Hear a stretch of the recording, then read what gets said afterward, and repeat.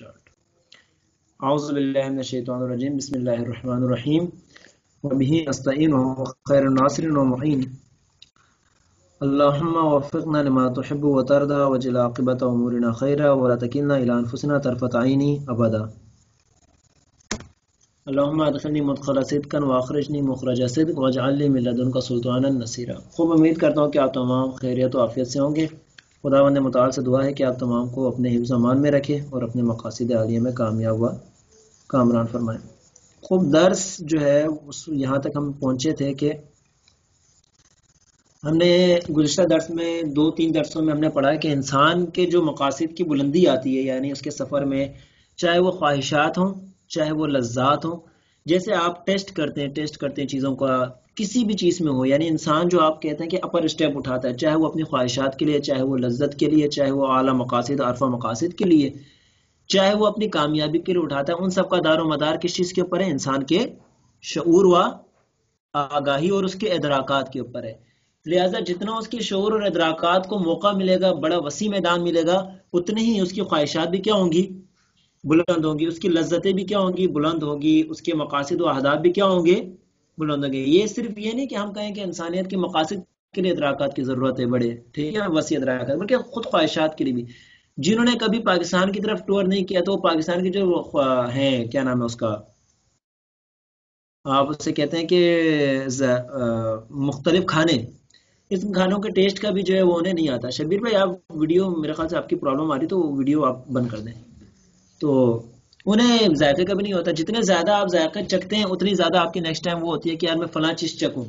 तो university life में, even आप सब अगर यूनिवर्सिटी लाइफ के ही हैं तो आपने ये महसूस किया होगा कि बाज़ औक़ात आपने एक चीज़ चखी नहीं होती, ठीक है, आप जाते हैं वहाँ, वो आइसक्रीम या बिरयानी खाते हैं एक दफ़ा, अब आपको वो दर्द क्या हो गया, आपके जहन में आ गया कि यार ये चीज़ भी होती है टेस्ट में। तो नेक्स्ट टाइम आप कहते हैं यार हम फलां जाके ये चीज़ खाते हैं। यानी अब जो आपने नेक्स्ट टाइम आपकी ख्वाहिश बढ़ गई कि फलां चीज़ में खाने जाता हूँ, ये क्यों बढ़ी? क्योंकि आपने ये चख ली, इससे पहले ये आपके जहन में भी नहीं था। तो नॉट इवन कि आपके सिर्फ कहें कि लाइफ के गोल्स, ठीक है, या लाइफ की जो बिग्स आपके होती हैं चीज़ें, जो आप अचीवमेंट्स होती हैं, सिर्फ वो चीज़ नहीं बल्कि छोटी छोटी चीज़ें भी जो इंसान तय करता है, वो उसका इन्हिसार किसके ऊपर है? उसके इदराकात और उसके रुझानात के ऊपर। तो हमने पढ़ा कि इंसान और हैवान के दरमियान जो फ़र्क है वो किसका आएगा? इन्हीं इदराकात और रुझानात का।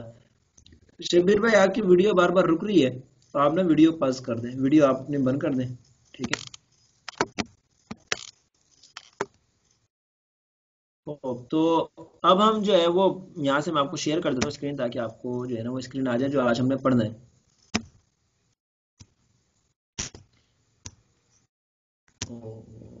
खूब तवज्जो करें, हमने गुज़िश्ता ये लाइन जो है 2-3 दिनों में ये पढ़ा, इदराकात और रुझानात का, और यहाँ तक इस लाइन तक शहीद फरमा रहे थे कि इंसान के पास भी वही चीज़ें हैं जो हैवान के पास हैं, इदराकात रुझानात, लेकिन फ़र्क किस चीज़ का है?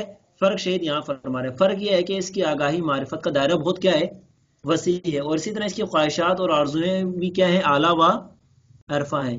यही चीज़ इंसान को मुमताज़ करती है, अज़मत अता करती है, दीगर जानदारों से इसको क्या करती है? जुदा करती है। बस दीगर जानदारों से जो इंसान मुमताज होगा वो इसका दायरे कार मारिफत और आगाही क्या होना चाहिए? बुलंद होना चाहिए। अगर आगाही और मारिफत इसकी बुलंद और वसी नहीं है तो दीगर जानदारों से इसका कोई फर्क भी नहीं रहेगा। वही जो चीज़ हमने अपने फर्स्ट लेक्चर में आपको बयान की थी। फर्स्ट लेक्चर में मैंने आपको बयान किया था कि इंसान, गिलास और जग में फर्क कब होता है? जब डिफरेंस हो। अगर गिलास की शेप में आ जाए तो फिर हम उसके बाद से इस जग को जग नहीं कहेंगे, क्या कहेंगे? गिलास कहेंगे, ठीक है। तो ये बात हमने वहां इंश्योर की थी, और आपको मेरे ख्याल से ये क्लियर भी हो गई थी उस टाइम कि जो चीज़ों के हमने अलग अलग नाम रखे हैं, लेकिन जैसे किसी चीज़ को हम बोतल कहते हैं या किसी चीज़ को जो है वो हम कहते हैं कि जग है, उनकी शेप्स में क्या डिफरेंशिएट्स है। अगर इनकी डिफरेंस खत्म हो जाए इनकी शेप्स के दरमियान, तो फिर हम इनको अलग अलग नाम नहीं देंगे, एक नाम देंगे। मसलन एक गिलास पूरा बोतल बन जाए, शेप खत्म, डिफरेंस खत्म कर दे अपने उसकी शेप का, तो फिर ये बोतल अब हम गिलास ही कहलाएगा। तो इसी तरह इंसान हैवान कहलाएगा अगर ये डिफरेंस उसके पास कायम नहीं हो गया, जो शहीद यहाँ फरमा रहे हैं कि भाई जो जो डिफरेंशिएट है उसके अदराकात और जानात, यही जानवर के पास भी इंसान के पास भी है। बस डिफरेंशिएट होना चाहिए कि दायरा कार मारिफत और आगाही क्या हो? बुलंद हो। इसी तरह ख्वाहिशात और आरजुएं भी क्या होनी चाहिए? आला व عرفہ ہونا چاہیے. اب کوئی یہاں کہہ سکتا ہے کہ آگاہی اور معرفت کو پہلے بیان کیا ہے اور خواہشات اور آرزوؤں کو بعد میں بیان کیا ہے. اس کی کیا لاجک ہے؟ تو اس کی لاجک گزشتہ 2 لیکچرز میں ہم نے آپ کو ڈیلیور کی کہ اس کی بیسک جو لاجک ہے، ریزن ہے، وہ یہ ہے کہ خواہشات اور آرزویں یہ ڈیپینڈڈ ہیں آگاہی اور معرفت اور ادراکات کے اوپر. جتنی ہی ادراکات اور آگاہی اور معرفت بلند ہوتی ہے، اتنی ہی اس کی خواہشات اور آرزویں بھی کیا ہوتی ہیں؟ بلند ہوتی ہیں. چاہے وہ آرزو آپ کسی بھی معاملے میں رکھیں، ٹھیک ہے؟ تو اس کسی بھی معاملے میں چاہے جاب چاہیے، کچھ بھی چاہیے، جتنے اس کو زیادہ جاب کے مواقعوں کا معلوم ہوگا اتنی ہی اس کی خواہش بڑھے گی کہ فلاں بھی لگ جائے، فلاں بھی لگ جائے. ٹھیک ہے؟ جیسے جب ہم فرسٹ ٹائم جاب کے لیے کوئی اپلائی کرنے جاتا ہے تو وہ چھوٹی موٹی جاب ڈھونڈ رہا ہوتا ہے، لیکن جب اس کو یہ معلوم ہو جاتا ہے کہ یار فلاں جگہ 50,000 کی جاب ہے، فلاں جگہ 60,000 کی جاب بھی میری اس ڈگری کے اوپر ہی مجھے اویل ہو سکتی ہے، ٹھیک ہے، تو پھر ہماری آرزو بھی کیا ہو جاتی ہے؟ بلند ہو جاتی ہے. کہتے ہیں یار میں 60,000 والے پر اپلائی کرتا ہوں.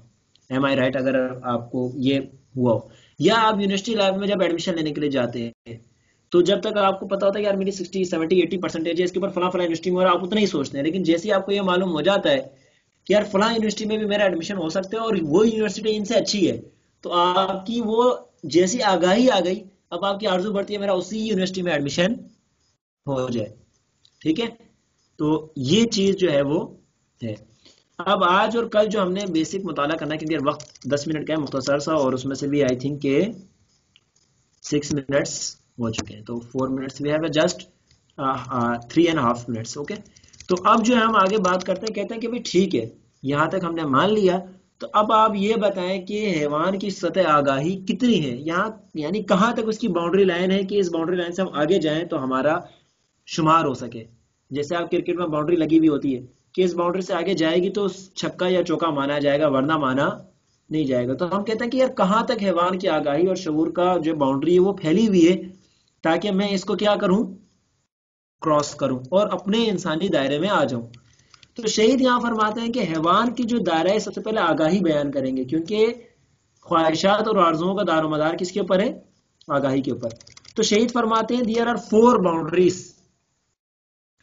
کتنی باؤنڈریز ہے؟ 4. یہ آپ نے یاد رکھنی ہے، 4 باؤنڈری اس کی آگاہی کے اندر ہے، شعور اور ادراک کے اندر. یعنی وہ ادراک، شعور، آگاہی، معرفت میں ان 4 قیدوں میں دبا ہوا ہوگا، ان 4 باؤنڈریز کے اندر وہ اس سے آگے نہیں جا سکتا.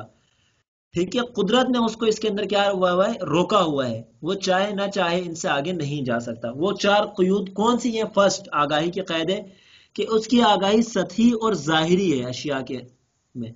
یعنی جس چیز کو بھی وہ دیکھتا ہے اس کے مطابق وہ کتنی چیزیں جانتا ہے؟ سطحی جانتا ہے اس کے اوپر سے. ٹھیک ہے؟ اور ظاہر جو اس کا نظر آ رہا ہے وہ کیسے بنی ہے، اس کی حقیقتیں کیا ہیں، وہ کن کن چیزوں سے مٹیریل مل کے بنا ہے، اس کا اس کو کبھی معلوم نہیں ہوتا. یعنی اشیاء کے اندر اور ان کے اندرونی روابط سے اس کا کوئی سروکار نہیں ہوتا. یعنی کوئی جانور آپ کو کبھی بھی یہ نہیں بتا سکتا کہ پانی کن کن چیزوں سے مل کر بنا ہے. اس کو صرف یہ پتا ہے کہ یہ مایا ہے اور یہ میرے لیے فائدہ مند ہے، لیکن اس کے اندر کیا حقیقت ہے یہ اس کو معلوم نہیں ہوتا. کوئی جانور یہ نہیں بتا سکتا کہ گھاس کیسے زمین سے اگتی ہے. ٹھیک ہے؟ یہ قید ہے پہلی اس کی آگاہی کی کہ وہ چیزوں کے اندر کی آگاہی نہیں جانتا. پہلی قید کیا ہو گئی؟ چیزوں کے بارے میں اس کی آگاہی کتنی ہوتی ہے؟ سطحی ہوتی ہے اور ظاہری ہوتی ہے، ان کے درمیان حقیقت کا اس کو علم نہیں ہوتا. اور یہ جو سطحی اور اس کی بات کر رہے ہیں یہ صرف اور صرف اشیاء میں نہیں، رشتوں میں بھی ایسا ہی ہے. اس کو جو اس کے آس پاس صرف اس کی ظاہری پتہ ہوتا ہے، ان کی حقیقت معلوم نہیں ہوتی کہ یہ جانور منافق ہے، یہ جانور سیاست کر رہا ہے، ٹھیک ہے، یہ میرا بچہ ہے اس وجہ سے میرا بچہ ہے، یہ اس کو معلوم نہیں ہوتا. لہٰذا یہ کر سکتے وہ اپنے بچے کو پلاتی ہے، اس کے بعد نہیں پلاتی. یہ جو مثالیں دے رہے ہیں یہ بہت اہم ہے، کیونکہ انسان آج اپنے رشتوں میں بھی ایسا ہی ہو گیا ہے جیسا جانور تھا. ٹھیک ہے؟ یہ جانور کی خصوصیت تھی، یہ جانور کی خصوصیت تھی کہ اس کی آگاہی اپنے رشتوں کے بارے میں کیا رہتی تھی؟ سطحی اور آگاہی. اور کچھ عرصے بعد وہ اپنے رشتوں کو چھوڑ دیتے تھے. بچہ باپ کو چھوڑ دیتا تھا، اس کو بچے کو کوئی فکر نہیں کہ باپ مر گیا ہے زندہ ہے، بلکہ پتہ ہی نہیں ہوتا تھا، بلکہ وہی جو اس کی ماں اسی کے ساتھ بھی وہ پھر تعلقات بنا لیتا تھا. کیوں؟ کیونکہ اس کو حقیقت نہیں معلوم تھی کہ اس کا کیا رتبہ ہے، میرا میں اس سے کے بدن سے پیدا ہوں، میں اس کا خون ہوں، یہ اس کا اس کو علم. جانور اس وجہ سے کرتا تھا. لیکن اگر آپ آج کے زمانے کے لوگوں میں آئے تو آج کی بہت ساری اولادیں بھی ہر کام کرتی ہیں، اور ماں باپ آج کل اتنے بزی ہو گئے، جس طرح شیر اپنے شکار میں مست ہوتا ہے، اس کو اپنے اولاد کے بعد میں فکر نہیں ہوتی تھوڑا بڑا ہو جائے. آج کل ہمارے دور کے والدین بھی اسی طرح ہو گئے، انہیں کوئی غرض نہیں ہے کہ ان کا بچہ کیا کر رہا ہے اور کہاں پر ہے. تو یہ جو چیز ہے یہ آپ دیکھ رہے ہوں گے کہ یہ ڈفرنس، پہلا ڈفرنس کافی حد تک کلوزنگ حد تک کیا ہو رہا ہے، آہستہ آہستہ ختم ہو رہا ہے. دوسری 3 قید اور ہیں تو اس کو ہم انشاءاللہ کل ڈسکس کریں گے کیونکہ ہمارے 10 منٹ پورے ہو چکے ہیں.